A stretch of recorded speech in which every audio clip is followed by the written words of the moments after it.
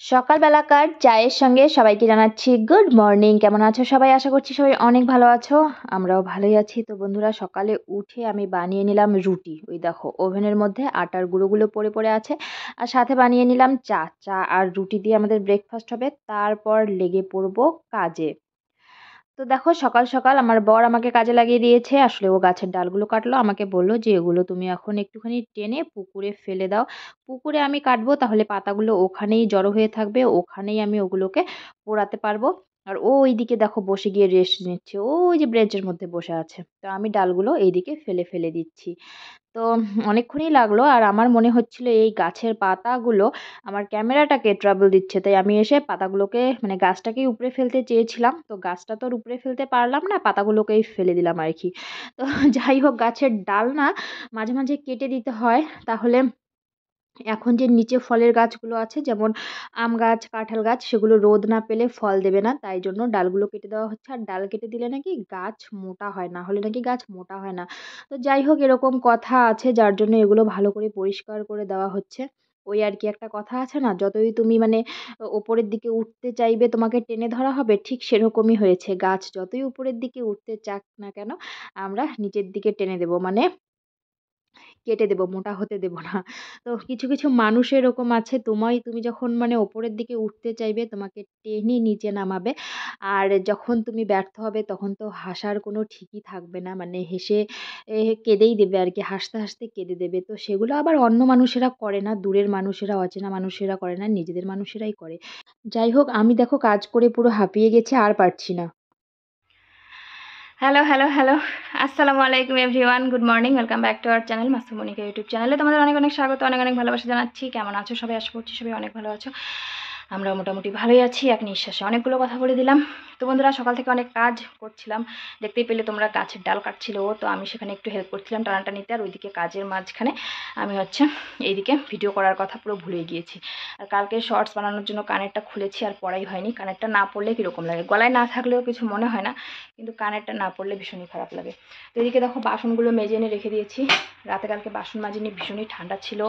তারপরে আর কি করেছি দাঁড়াও দেখি, এই যে শাক, পালং শাক তুলে কেটে ধুয়ে এখানে রেখে দিয়েছি। তারপরে এখানে মাছ কেটে রেখেছি, মানে রান্নার অনেক কাজ এগিয়ে রেখেছি আর কি।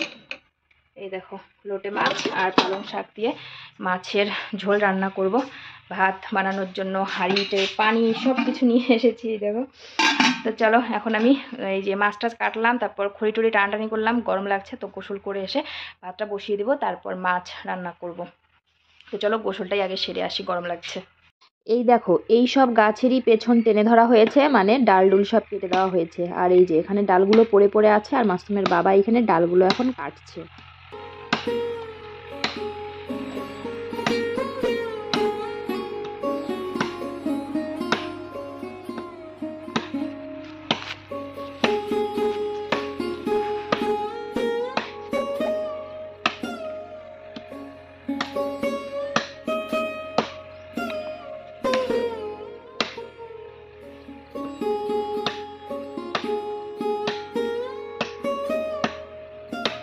বর অনেক পরিশ্রম করলো, কাজ করলো, তাই চলো আজকে বরের প্রিয় রেসিপি তৈরি করব। তো এটা হচ্ছে লোকাল মাছ, শাটি মাছ, পালং শাটি বলতে পারো।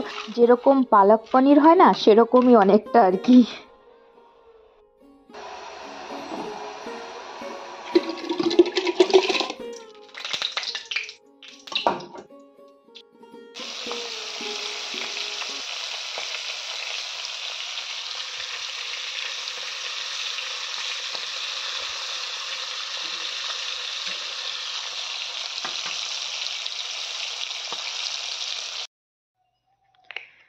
গোসল করে চলে এসেছি, ওইদিকে মাছ ভাজাটা বসিয়ে দিয়ে ঘরে আসলাম। মুখে একটু ক্রিমটা মেখে নেই, মুখটা পুরো চরচর করে এখন কিছু না লাগালে পরে।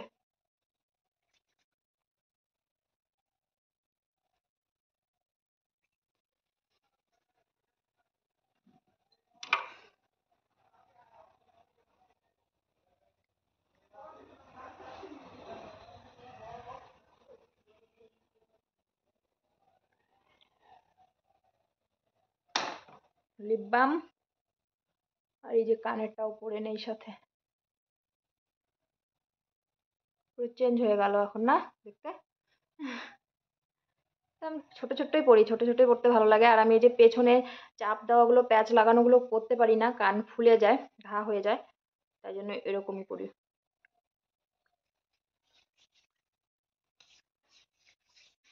একটা বাজে, একটা। চলো তাড়াতাড়ি রান্নাটা সেরে নেই। তো দেখো এই যে আমি শাটি মাছগুলো ভাজতে দিয়ে দিয়েছি, আগেই তো কেটে বেছে ধুয়ে রেখে দিয়েছিলাম, তোমরা দেখতেই পেয়েছিলে। আর এই বড়টা কেন রেখেছি বলো তো, এটার ভর্তা করব, তো এটাকে ভেজে রেখে দেব। আর আজকে না মানে কি বলবো, লঙ্কা ফুটে পুরো মানে তেল আমার গায়ে মুখে চোখে পড়ে গিয়েছিল। তো পরে সেটা হয়েছিল, এই যে এই মাছটা যে ভর্তা বানাবো সেই ভর্তার জন্যই লঙ্কা ভাজছিলাম, কাঁচা লঙ্কা, ঠিক তখনই। তো মাছগুলো আমি ভেজে তুলে নিয়েছি আর এদিকে ভর্তা বানানোর জন্য সব রেডি করে নিয়েছি। শাটি মাছের ভর্তাটা কিন্তু ভীষণ ভালো লাগে খেতে। আমি শাটি মাছ রান্না করলে খাই না, কীরকম সাদা সাদা হয়ে যায় ভেতরটা, আমার ভালো লাগে না।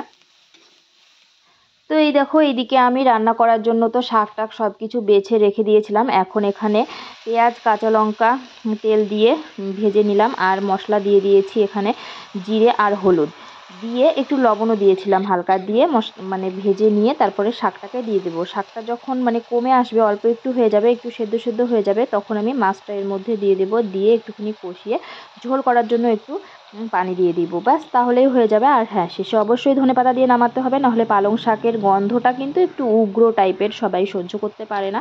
আর খেতেও খুব ভালো হয়, খুব ভালো হয় বলতে আমি তো আর সেরকমভাবে খাই না।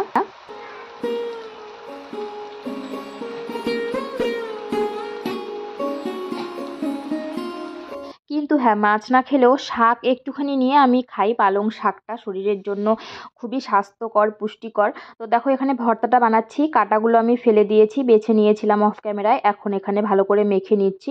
ধনেপাতা এখনও নিয়ে আসেনি, তো ধনেপাতাটা আমি পরে মাখবো। আর ওই যে তেলের ছিটা দেখতে পাচ্ছ, বললামই তেল ফুটে পড়েছিল, এই যে ওখানেও পড়েছে, হাতেও পড়েছে, আমার মুখেও পড়েছে। তো তেল এভাবে পড়লে জানো তোমরা ফোস্কা উঠে যায়, মানে ঝাঁঝালো হয়ে যায়। তো আমার চোখটা এখনো মানে ঝাঁঝাচ্ছে আর কি, চোখের উপরের যে ইয়েটা থাকে, পাতাটার উপরের অংশটা, পলকটা আমরা যেটা ফেলি, ঠিক ওই জায়গাটাতেই পড়েছে। তো এই যে এখন দিয়ে দিলাম শাকের মধ্যে মাছটা, দিয়ে আমি মাছটাকে এইভাবে মানে ঢেকে দেব, দিয়ে কিছুক্ষণের জন্য রেখে দেব। তারপরে আর একটু ঝোলের পানি দেব, আর নামানোর আগে ধনেপাতা দিয়ে দেবো। তো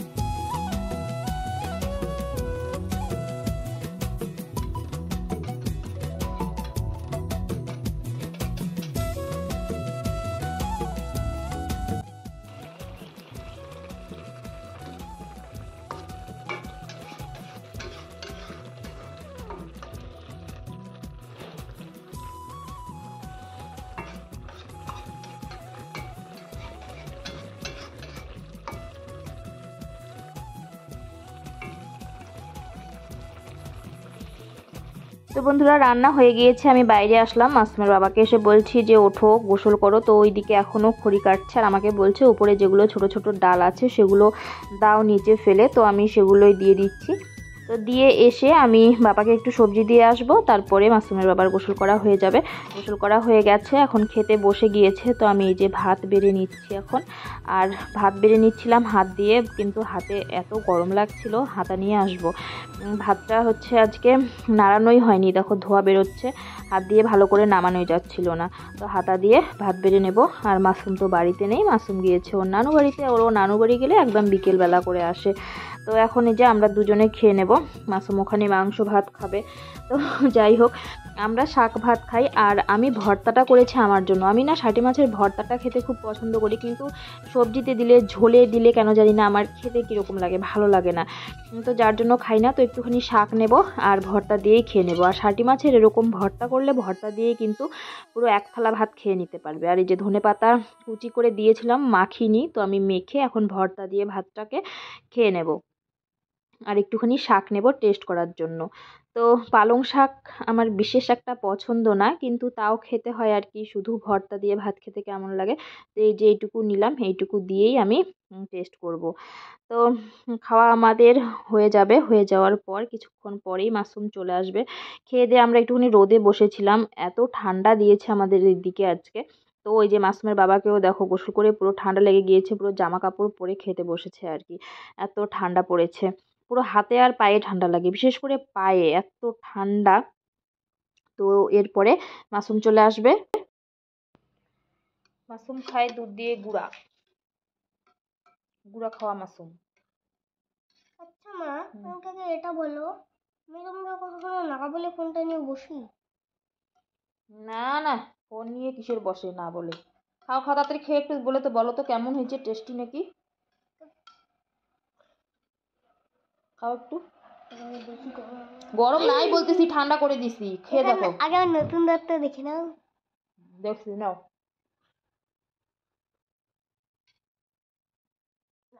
যদি গরম বের হয়। নাই গরম বলতেছি।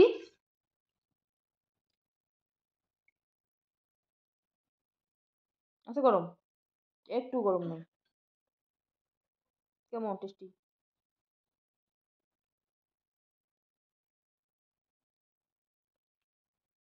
সোজা সোজা সোজা সোজা সোজা এমন হয়েছে একদম। এই দেখো মাশরুম দুধ দিয়ে গুঁড়া খেলো, এর মধ্যেই আবার মাশরুমের বাবা এই যে চপ নিয়ে আসলো, ভেজ চপ, তারপরে আর একটা মনে হয় ডিমের চপ। তো মাসুমের বাবা এক কামড় খেয়ে এই যে আমাকে দিয়ে দিল, আর মাসুম বলছে ওটা ও খাবে। আমি একটা ভেজ চপ নিয়েছি, আর মাসুমের জন্য ওখানে দুটো আছে, ও আরও একটা ওর বাবারটাও নিয়ে নিল। সবগুলো ও খাবে, কিন্তু শেষ পর্যন্ত একটাও খেতে পারবে না। শুভ সন্ধ্যা বন্ধুরা। তো অনেকক্ষণ শুয়ে শুয়ে কমলেশ দেখছিলাম, কমলেশের অনেকগুলো এপিসোড বেরিয়ে গিয়েছে।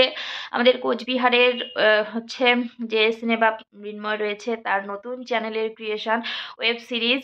তো অনেকেই তোমরা জানো, দেখো হয়তো।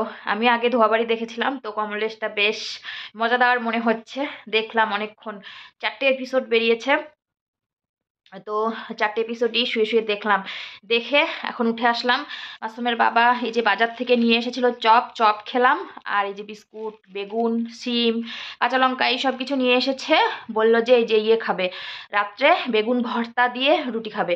তো আমি এই যে বেগুনটাকে আজকে ভেজে ভর্তা বানাবো, মানে বেগুনটাকে কেটে দু পিস করে কাটবো, তারপরে তেলে ভেজে যেরকমভাবে যে মানে পুড়বো না আর কি, তেলে ভেজে ভর্তা বানাবো আর রুটি করব। আমি আর রাতে কিছু খাবো না, ওকে 2টো রুটি করে দেব।